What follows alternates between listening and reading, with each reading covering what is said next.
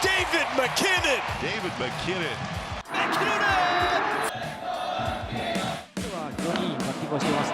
レフトへ伸びていくか、下がって狙いった、見上げたデビッド・マキノン。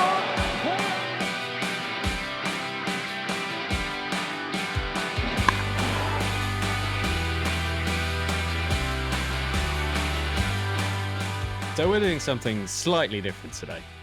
Which is extremely dangerous because we don't even know what we're normally doing. A good point, but the MPB just announced their June MVPs, and I realized something as I saw these images and players' names come by. American and probably all baseball fans have no idea who these guys are. Which is a problem, you know? I'm Dave MacKinnon, former international superstar. Used to hit homers over there. Used to hit a couple singles and doubles. I struck out a whole lot over there, you know, in the MPB and KBO. There's the humble nature back in the game. There it is. And I'm Jasper Spanjar, a journalist and filmmaker, big baseball fan, and finding out constantly and learning every day that baseball is a way more global game than probably most people think. Today we're breaking down Sandro Fabian from the Hiroshima Carp and Ryōma Nishikawa from the Orix Buffaloes, June MPB MVPs. So welcome to Pacific Swings, where we bring you inside stories from baseball's global stage. And today's story is about two hitters who are absolutely raking, but you've probably never heard of. Which is a shame because they flat out rake.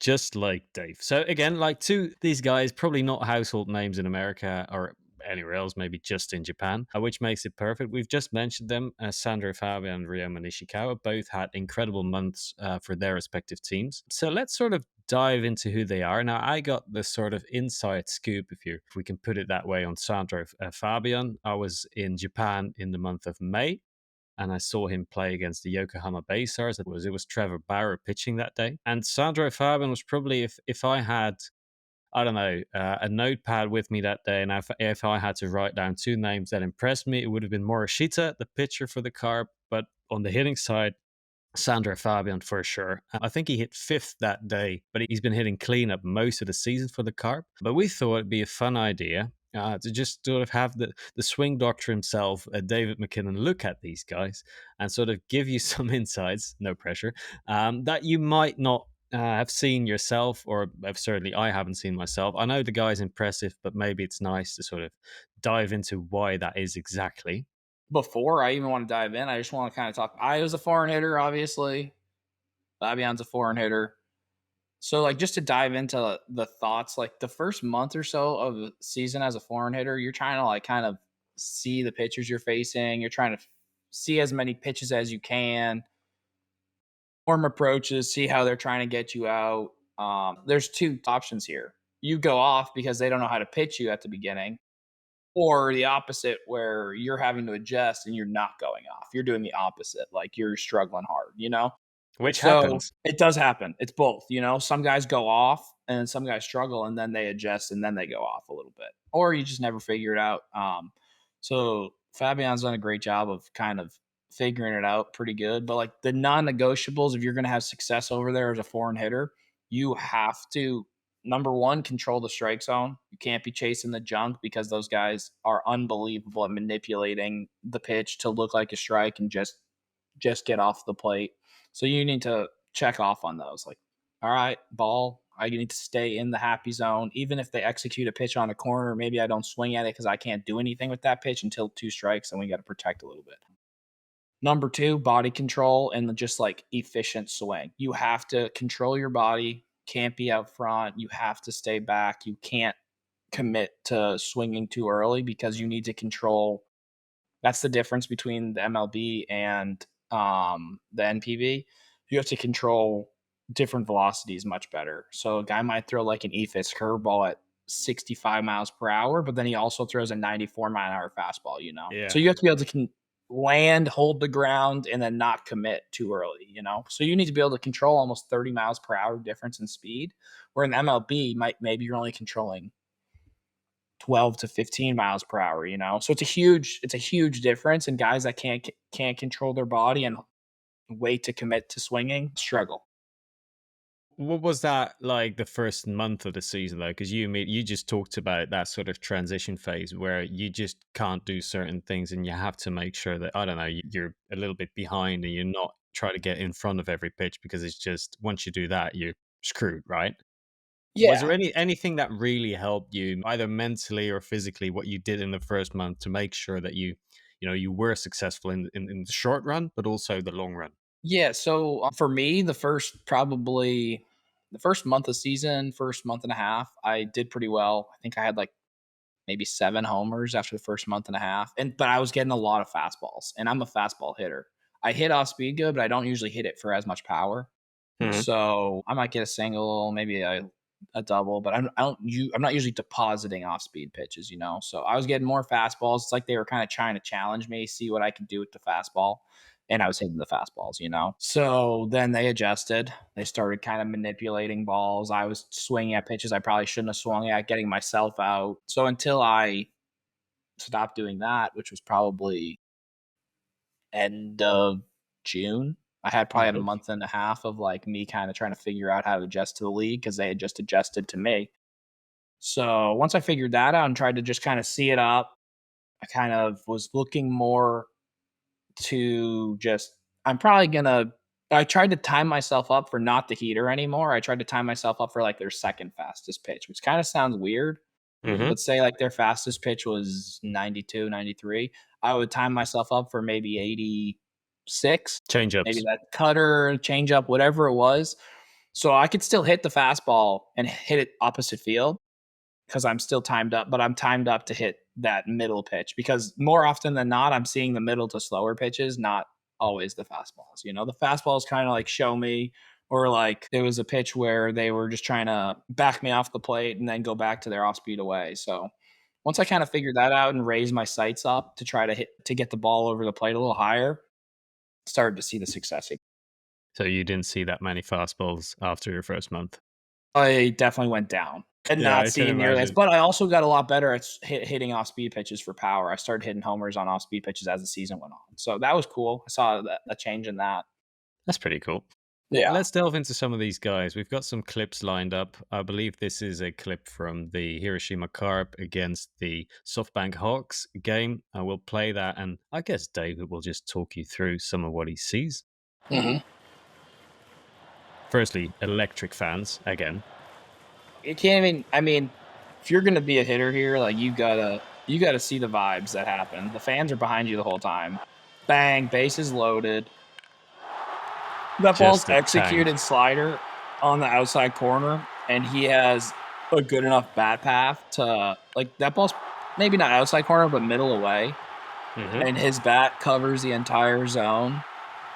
And he's able to catch that ball out front, which most guys can't do that. Most guys can't catch a pitch that's moving away from them, that's on the Hmm. outer half, out front, and still maintain their direction so they can lift it to left field. Like most guys are going to roll that pitch over because right here, look at it. He just stays on it. His front side stays on it. His front shoulders on it. His front hips on it. And then look at the celebration. Like you can't play in the MPB and not celebrate a go-ahead grand slam. Like you have to vibe with the fans there, you know? Like you have to throw that bat down and you have to get every fan going, you know? Like, let's go. You It's see part of the that? job description, right? Yeah. That's part of the job description. You gotta get the fans going. You know, like for me, it was every time I touched second base, I was Yakiniku powering it. All the fans would run around. They'd be like, MacKinnon, Yakiniku power. And I was like, yeah, Yakiniku power. And that's just like you gotta get the fans going. He does a great job of that. But his swing, like his play coverage is unbelievable. Is that the most impressive thing about him? The way that he's just able to, Yeah, I don't know, dude. because Like he just everything he hits is to left field, but he hits it in the air with backspin, which is so hard to do. People don't understand how hard it is to pull the baseball in the air with backspin. Look at that. Like so he caught that ball so far out front, but kept it fair, which is yeah. downright impressive.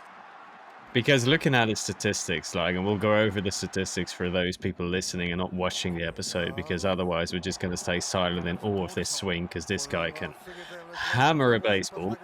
So this is sort of the midway part of the season. He's got 78 games played, so that's 313 at-bats. He's currently got 96 hits, 10 home runs, 40 RBIs, hitting for an average of 307, which is just, I don't know. That's that's that's unreal in the NPB. Look at that, for dude. me. Like that Yeah. ball might be off the plate away, and he still pulls it over the fence. Like that pitcher's contemplating his life. He's like, "What can I do? I just literally put that ball perfect." And that's the thing, though. Like Fabian's doing this with this. It's not just fastballs that he's No, disposing into left the field. guy This is literally almost most reminds of it me is of off like speed. yeah, most of it is off speed. But look at that, it's a fastball middle away, and he just stays through the zone so well. But the impressive thing is, he hits that outside pitch really good over the like, and they pull it up in the air. But every once in a while, he get a pitch middle in or inside corner, and he still can do the same thing. Usually, if you're pulling outside pitches over the fence to left or pulling them that way, when you get a pitch in, you're going to spin it and you're going to foul it down the left field line, right? He still stays on it. There's one right there. That ball's almost off the plate end, almost hits him, and he still hits a homer on it. Like, it's crazy how good he is. But the question immediately beckons, though, because this is a guy who was in with the Texas Rangers for quite a while. He hit a lot of home runs in AAA, AA, Single A. I think he had like more than 100 minor league home runs in his career. And it's like, okay, maybe it doesn't translate to MLB right away because I think he played only a handful of games with the Texas Rangers. And I know you and I have talked about the limited opportunities that there are at the MLB level. But you look at the guy, he's 27, goes to Japan and just rakes. Just rakes. I mean, this is sort of, for me, the hitting profile is he tracks off speed pitches so well. Yeah. He covers the plate, like he just mentioned. Fricks counts too. Like, because the funny thing is, most of his homers that I saw, I don't know if it's by accident, most of it is with 2 outs or like 2 strikes, and the guy just, I don't know what he does. He I think just it does it. says something about him that he shortens up a little bit, like where he's trying to put the ball in play. He's trying to help the team with 2 strikes. If you're not going to be efficient straight to the ball, like I found sometimes I had some of my better swings when I had 2 strikes because all I was trying to do is go from here to there as fast as possible. Sometimes I got in 2-0 counts, 3-1 counts. You try to do too much. You're like, oh, it's a homer count. Like this is a double count. I gotta try to create. But in reality, you don't got to create. You just got to be in a good position and just go. So I think he's done a good job of that. Like he's in a pretty good position. He doesn't move too much. Like he's got a little leg kick, but it's not like his moves are like huge. He's not pumping his hands down. Big. It's just kind of pick his foot up, put it down, hands go. And I mean, I wouldn't be surprised if he continues to have a lot of success this year. Obviously, the pitchers are going to try to. Honestly, the best bet would be manipulate pitches to the point where like it looks like a strike and a ball, see if he can chase, like get him out of the zone. That's the best way to do it. Because if you're feeding balls in the zone, he covers it. Yeah, you just don't want to throw him strikes, essentially. Yeah. And I think it's funny, though, when we talk about the NPB transition, and I know we'll cover this later on with guys that we speak to, that first year is just, for most guys, it's a struggle. Like, the first year is a struggle. But I think he's signed to a 3-year deal with the Hiroshima Carp. That's sort of going to be team options every year. So he'll probably be with Hiroshima for another year at least. But yeah, the guy's just got crazy power, it feels like. I think this is, I don't know, you watch this and you go, this guy should probably be playing MLB. Like, yeah, you almost think like someone must have screwed up. Like how'd he get there? If he was with the Rangers last year, it's like, what did they not see? Or did he change something? Like, did he make a change? And like the MPB and the Hiroshima Carp are just getting a player that made an adjustment and they coached him up a little bit. Cause dude, the coaches over there are great. Like you don't know what you're going to learn over there. Cause he's catching the ball really out front, kind of like some of the top Japanese guys do, but not with too much body rotation going left. Maybe he was just over rotating. I don't know. I haven't seen the AAA swing, but a lot of guys in the States rotate too much to the point where when they do catch it out front, the ball is just hammered foul. I mean, it's hammered, but yeah, foul. a lot of the Japanese guys, a lot of the top Japanese players, their chests and hips stay pretty square to which, well, I'm sure we're going to see that with our Pacific League MVP. Well, that's a nice segue by you. So our Oh yeah. Pacific League MVP, Orix Buffaloes, Ryōma Nishikawa, a 31-year-old. He hits leadoff, I think, majority of the time for the Buffaloes. I think he hit Yeah, his probably. thousandth career hit the other day, which says something about the guy.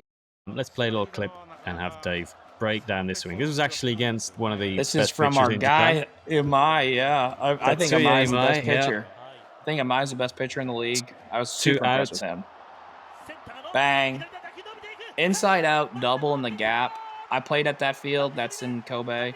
That's their like alternate site field. And that field, ball does not travel particularly well at that field. So to hit a ball inside out and drive it to left center, like 2-hop defense, 1-hop defense, that's an impressive swing right there. Biggest thing that I see in his swing, hips, chest aren't rotating too much until after contact. And like he is getting his hands just inside the baseball, keeping that barrel tight to his body. And as he gets out front, the barrel gets released out front. But like his barrel is so close to his body as he's coming right here. His barrel is so close to his body, his hands are so close to his body, and then boom, his hands just release the barrel out front. It's just super impressive swing. He also has just, I wouldn't say the plate. He has stupid amount of plate coverage, but he also has the adjustability that maybe a Fabian or a power hitter doesn't. His adjustability, like he can stay inside the baseball and then poke one to right field or left field, opposite field. And I mean, that's part of the reason why he won MVP, why he got that huge contract from Orix was his adjustability, his ability to get on base, his ability to hit singles, and then also hit for some power too, because he's hit for power in the past. Yeah, he has. Yeah, he's Now got. Orix is a big field. That is a big field. So it's going to be harder to come by the power now, but like it's a big field, so he's going to hit a lot. He's going to get a lot of hits. That's a big outfield. Yeah, I mean, because he was with Hiroshima all his career, like Dave just said. Then he went to Orix Buffaloes in 2024. I think he signed a big contract, and let's be honest, the first season was a bit disappointing. Looking at just the stats, Yeah. the guy was sort of renowned for hitting around 300. He hit 258 with the Buffaloes in his first year. He hit a few home runs, 7 this year. He's picked it right back up, hitting for an average midway in the season for 314, slug 437. So I mean, that's just pretty elite, top of the lineup stuff, right? But again, it's a guy. Okay, if you're watching MPB, you're going to be familiar with the name. A guy doesn't just get 1,000 hits without people noticing. But again, I don't think this guy is known outside of Japan, basically, which is No, I don't think anyone would know him unfair. outside of Japan. Yeah. I don't know if he was on Samurai Japan last time, World Baseball Classic, but he should be this upcoming one for sure. Looking forward to that. That'll be super fun because I didn't know any of the players last time, and now I know all of them. So Yeah, it'll be super fun to watch that next one come and see who's on it and see I who's don't think not. he was. No, I don't think he was either, which is interesting because he's put up some really good numbers.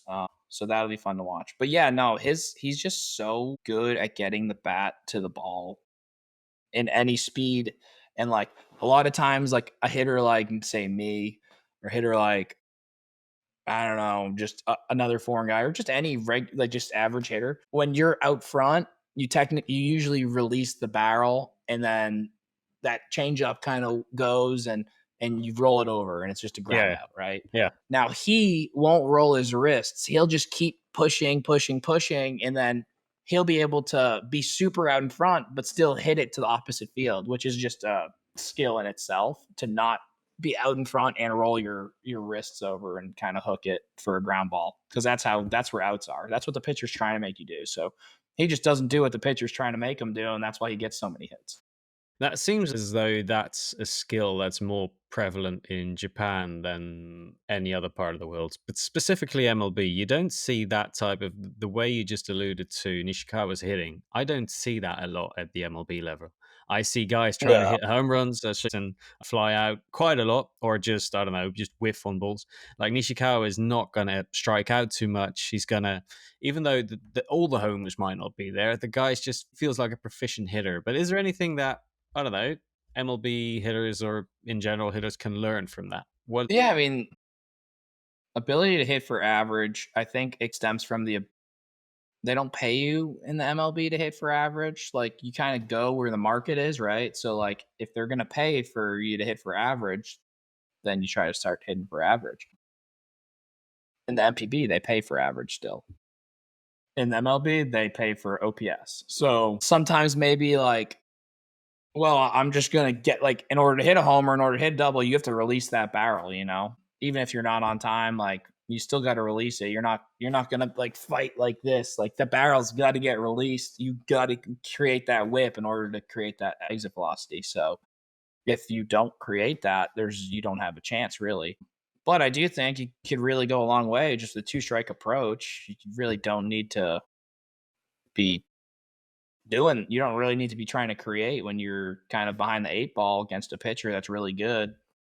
Just being able to kind of have that more pushy, stay through the zone, stay to the opposite field, like that approach that Nishikawa has could go a long way. And just over the course of a season, you put the ball in play 10, 15, 20 more times, probably more than that. If you put a ball in play, you cut down your strikeouts, 30 strikeouts, you're going to get probably about 10 more hits just with cutting down your strikeouts, because average on balls in play is about 300 typically. So just you hitting the ball forward is going to provide a chance for you to get a hit, right? So that's 9-10 more hits. You're going to hit 40 points higher, if you just get those 9 hits.